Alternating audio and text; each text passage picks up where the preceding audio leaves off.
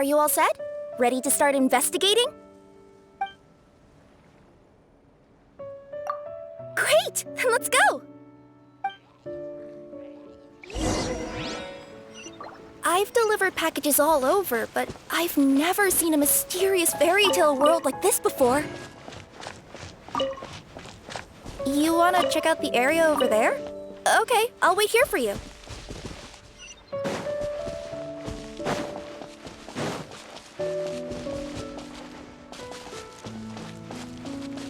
Looks like nobody has gotten around to repairing this house yet.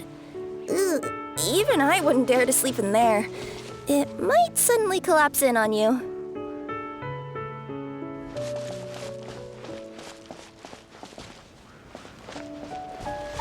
Nothing to see here either. Maybe we can find someone to ask?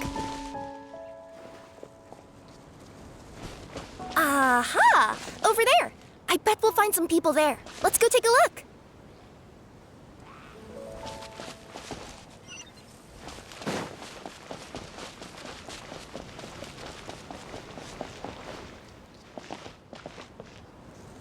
Uh-huh. I was sure there'd be people here. There once was a goddess who ruled over fate. Before she died, she left 3 riddles for the kingdom she had created. What? Who said that? Long story short, on this day, a sentient feline, an outlander, and a diminutive pixie arrived on the scene. They saw a narrow path off to the side. Okay, but which side? Yeah, if you gave ambiguous instructions like that to a Comania Express courier, they'd give you the parcel right back and tell you to write the delivery address more clearly. Despite how obvious the answer was, the perplexed pixie and the flummoxed feline struggled to work it out. Although, perhaps a small part of the blame could be attributed to my dull narration. All right, let's try this again. The path on the left-hand side seemed to give off an enticing fragrance, as if to say, this is the way to wealth and glory. Ooh, that sounds like the start of a good story. Then what? Then what?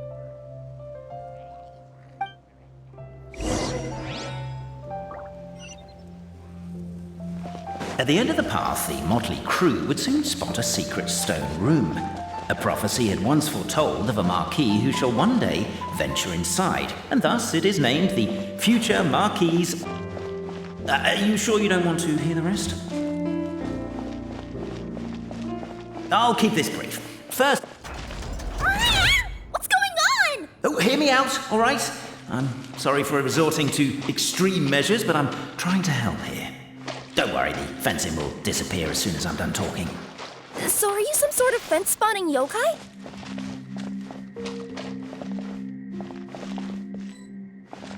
I'll keep this brief. Firstly, the place ahead of you is a secret room whose purpose, per the legends, is to await the arrival of a certain marquis. For that reason, it's called the future Marquis' abode to be.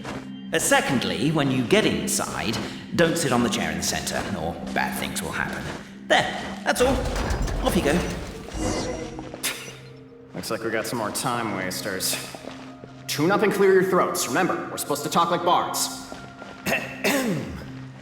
So many summers, winters, springs, and falls, and now at last a hero hither strides. This realm knows not what lies beyond its walls. Its secrets mystify the world outside. Wait, new voices. Who are they?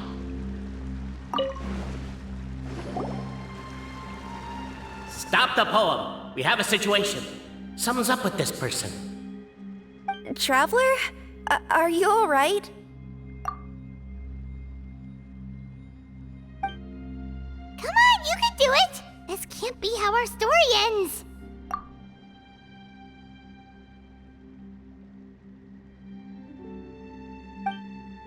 Can I give you a hand or a tail, even?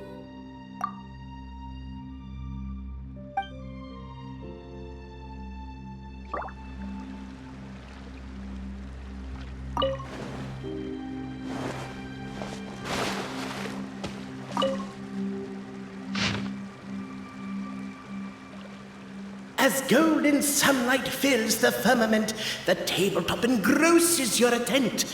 Perhaps, perchance, peruse these pages thence. They sure. Captivated by the epic poetry and enthralled by the outstanding storytelling, the Outlanders knew. Why isn't she reading files on the desk? With wood and earthenware strewn all around, the demon feline's fury can't be quelled, reducing them to rubble on the ground. No, you don't. I wrote that line. Don't start plagiarizing me just because you can't take a bit of criticism. Look, let's not perform over content here. It's not about the rhymes. It's about making sure the Outlanders focus on the clockwork key on that platform. I told you already, stop calling me Demon Feline!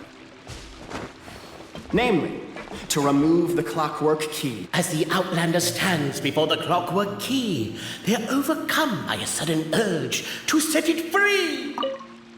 Strong as stone, firm as steel, the Outlander pulls, but it does not yield. This has happened many times before, but this time is different. A thought enters the Outlander's mind. Attack! Attack! The attack now over, only one final step remains. Now it is the time to seize the key. But alas, as was the case for all those who had come before, the key still did not move an inch. Wait, what? They got it out? Yes! Finally! Come on, move your butts and your legs, assuming they're still in working order. It's showtime! No hard feelings about your lack of poetic contributions? Oh, let it go! Cabe, I just realized you said we all had to speak like bards, but every time you open up your mouth, I don't hear any rhymes. Yeah, I noticed that too. It's one standard for us and another for you. That's not fair, Cape.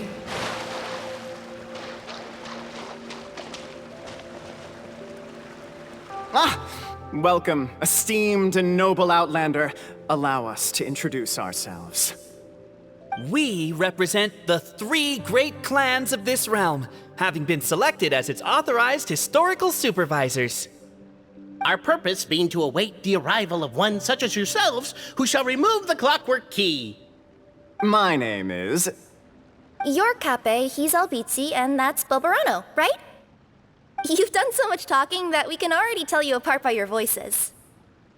Aren't we missing someone, though? The guy who led us here to begin with? Who? And thus was born the long-awaited fellowship, destined to uncover the truth of the past. Allow me to quote, if I may, in the history of Constellation Metropole, a new page has begun. Him. Well, there's no fourth person, so which of you is the ventriloquist? Come on, out with it. We've never heard that voice before, but he sounds like he'd be good at reading bedtime stories to children. Well, whoever it is, I don't know and I don't care. Forget about him. We have far more important things to focus on, like where our journey goes from here. That key you hold is the pivot point about which the past and present of the Metropole revolve. However, between our 3 clans, there is some dispute over the historical record. Each clan has its own version of history, detailing the clan's origins and the tale of the dragon of old, and unfortunately, we don't know which one is the truth. Dragon? You mean the one that's been acting up recently? Oh, no, not that one, you adorable little pixie. When I say dragon of old... He means a dragon that would be really, really old if it was still with us today, but it was defeated in ancient times. The new one has nothing to do with our clan history. Was that supposed to be a joke? Anyway, so you've been waiting for someone to remove the key so you can finally explore the truth of the past? Not just explore it, but argue incessantly about it. Honestly, I don't care that much. Cape's the one who's always bothering us about it. What we need to figure out is who resolved the dragon crisis.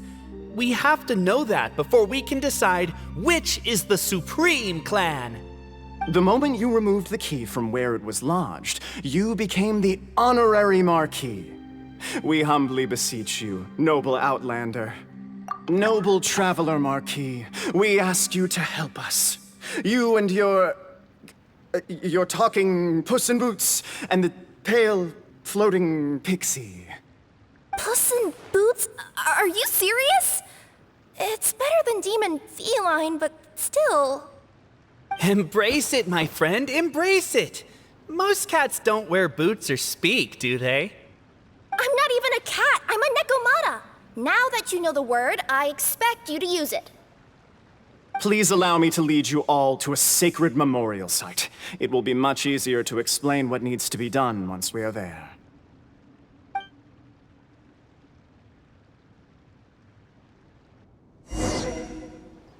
This place is sacred to my clan. It's where our brave forefathers once took up arms against the dragon of old. After a bitter battle that dragged on for many days and nights, finally, our forefathers fought the dragon into submission, and it fled. They took turns, though. Some forefathers worked the day shift, while others worked the night shift. So they say. It's just a legend, though. Wait a second? Did I just hear you admit that your clan's history is just a legend? History, legend, who cares? My clan was definitely courageous, that's the point. That's the truth. And isn't the truth what we've all been arguing about non-stop for all these years? Capet's words gave the traveler food for thought. Could it be that the truth in a fictional world is equivalent to fiction in the real world? But that would have to wait. Apparently, Capet was not alone in his pilgrimage to this sacred site. Unwanted company had arrived. The traveler and the talking cat, Nekomata, decided to teach them some manners.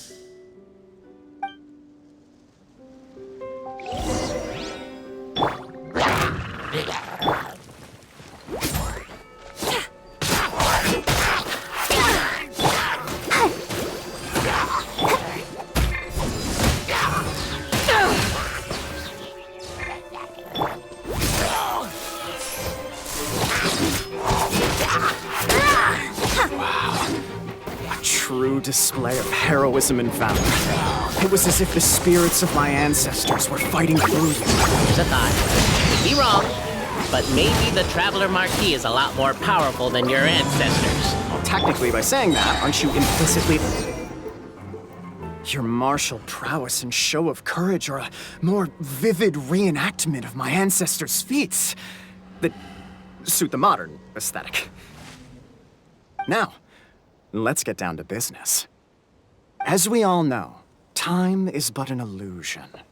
Time may flow line by line, page by page, or frame by frame, but usually it flows in the form of springs and gears. And that clockwork key you have in your hand can turn back time and make the past reappear. Well, actually, my view is that the illusion of time is more of a problem of consciousness. Gears power the body, while the body is the vessel of the conscious mind. But the mind cannot understand the dimension of time, so we experience instead an endless continuum of moments as the pinion of now turns along the rack of ages. I'm getting flashbacks to when I was delivering packages to the Sumeru Academia. A teacher once asked Albizzi what his greatest fear was, and he replied, dragons. Boberano was asked the same question. He replied, time, and repeated the argument we just heard. The teacher then turned to Capet and posed the same question. He replied, Boberano. The manuscript that tells the truth of the historical record, the blueprint to all of creation, the work of the great mage themselves. It can be found at the beginning of the gear rack, and on the very first page of the book. Paimon didn't follow all that, but basically, you're just saying that we need to put the key in and turn it all the way back? Exactly. It is said that in the beginning, the goddess of creation took the goddess of fate's manuscript as a blueprint, placed it under the goddess of prophecy's starry realm, and generated the world from a few magic arrays. So in a few moments, when the great clockwork key turns the local time here back to the very beginning, we will restore the magic arrays back to their original configurations. Hold on, isn't stealing part of the blueprint of creation a little dangerous? Also, how are we supposed to know the original configurations of the magic arrays? Well, the general shapes of the configurations have been passed down over the ages. They now form the family crests of each of our clans. So you'll just need to reference my family crest and join the dots accordingly.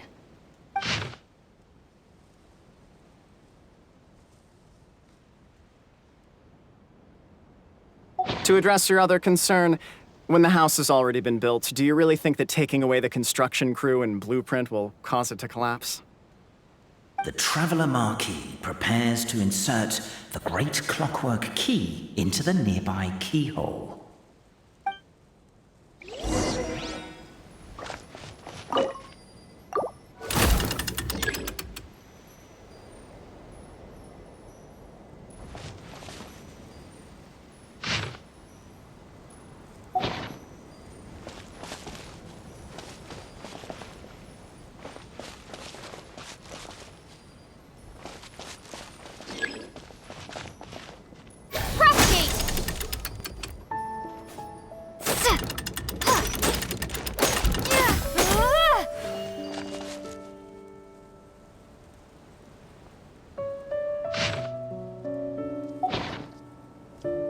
I guess we should start here?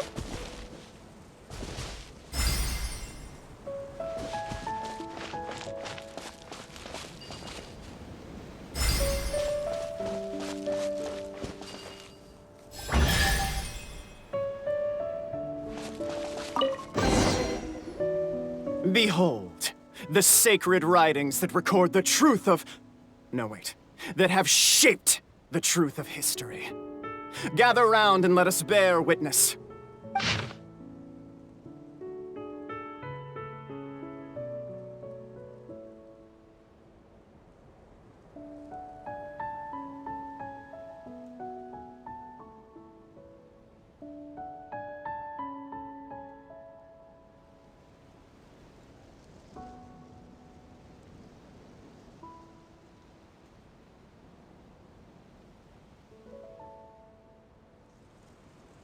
Feast your eyes, rejoice, and cheer, for this is the unquestionable truth. Look at the signature. Nobody is capable of forging that. I don't believe it. So, all along, our histories have been false? Don't lose heart, Albizzi.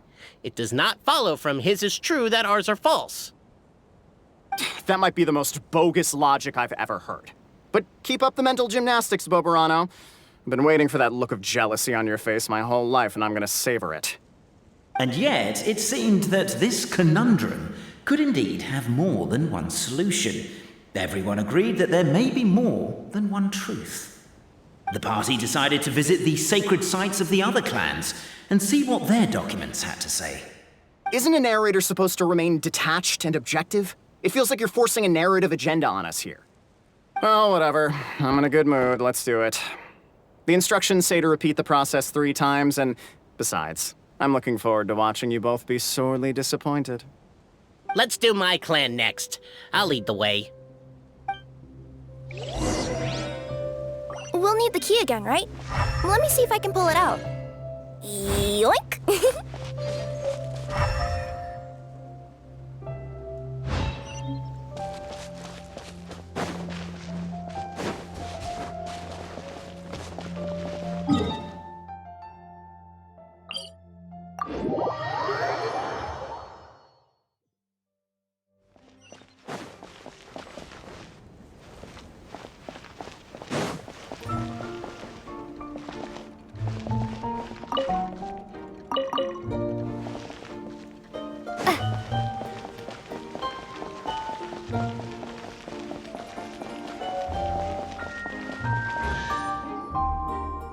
The party finds no pedestal in which to place the great clockwork key, only a locked door.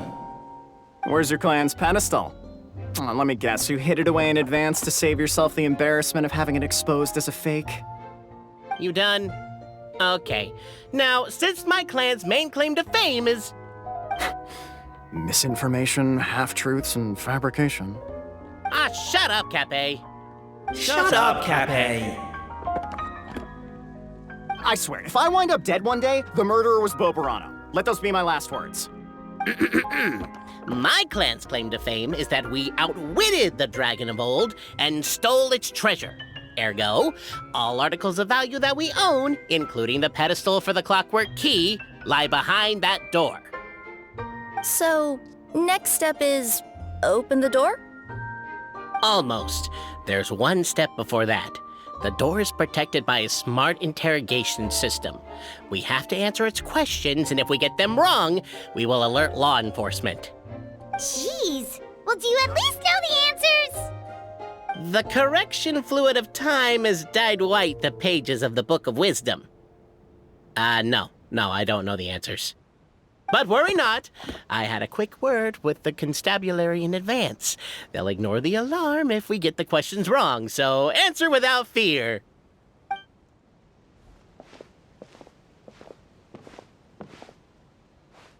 Question 1. Who is it?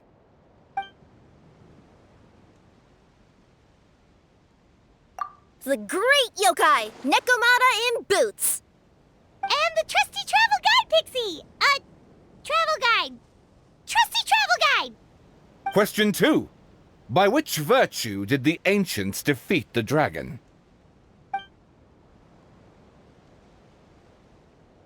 If this is the right answer, I swear I'll... Correct! A barefaced lie. So low. Question 3. Which is more real? The fiction of the outside world, or the truth of this world?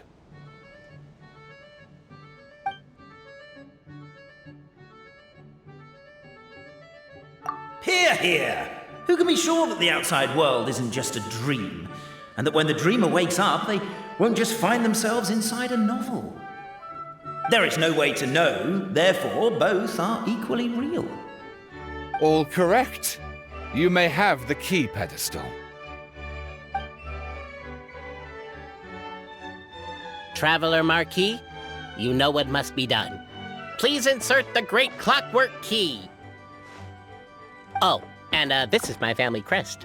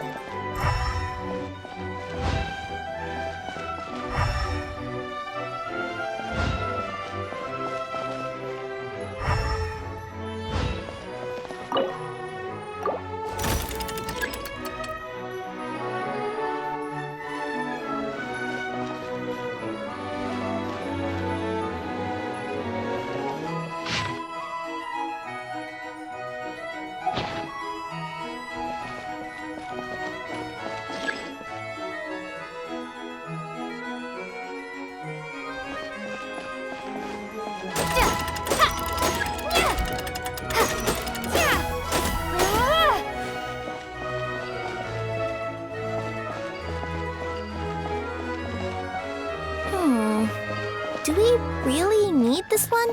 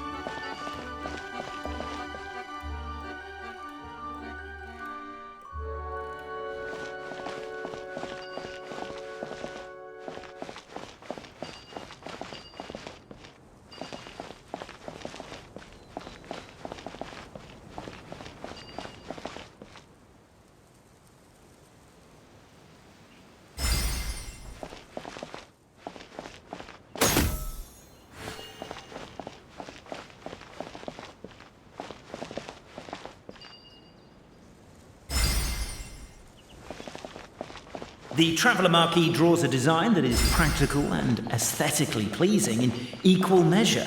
One thing it is not, however, is correct. I think you should take another look at Boberano's family crest and have another go.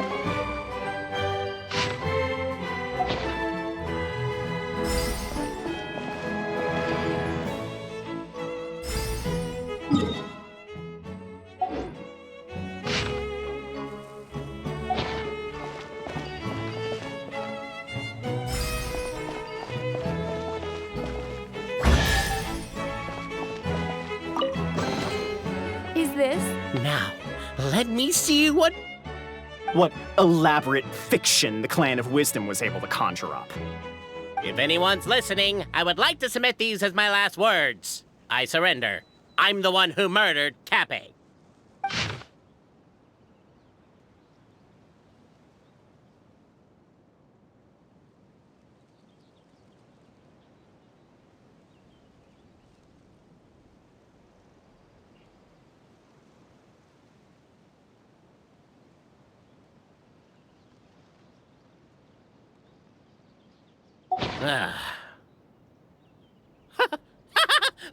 Look! My clan's history is true as well!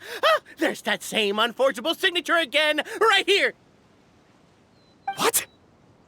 Oh, does this mean that my clan is the only odd one out? Given that my clan's wisdom is such a subject of ridicule in your eyes, I will now appeal to my own personal intelligence, which I believe far surpasses that of my clan at large, and make a prediction.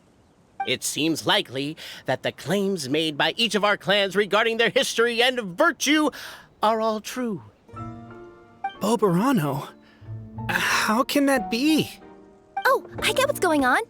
Once, when I was drinking with Gujiyai, she bet me a round of dried fish that I couldn't guess which cup the umeboshi was under. Whichever one I guessed, I was always wrong, and Gujiyai would lift a different cup to reveal the umeboshi. But then, I learned later from one of the shrine maidens, Miyuki, that all of the cups had an umeboshi under them. Just goes to show, I still got a long way to go before I become a great yokai. Oh, don't mind Fox Lady. That's just her way of teasing you. Actually, that reminds me. We can now open these 3 treasure chests. And unlike the guessing game you mentioned, this one's not a trick. Cool. Well, once you've plundered the last of Boberano's family wealth, we can go to my clan's place. Guess I'll take the clockwork key again then. Yoink! I'll keep this close.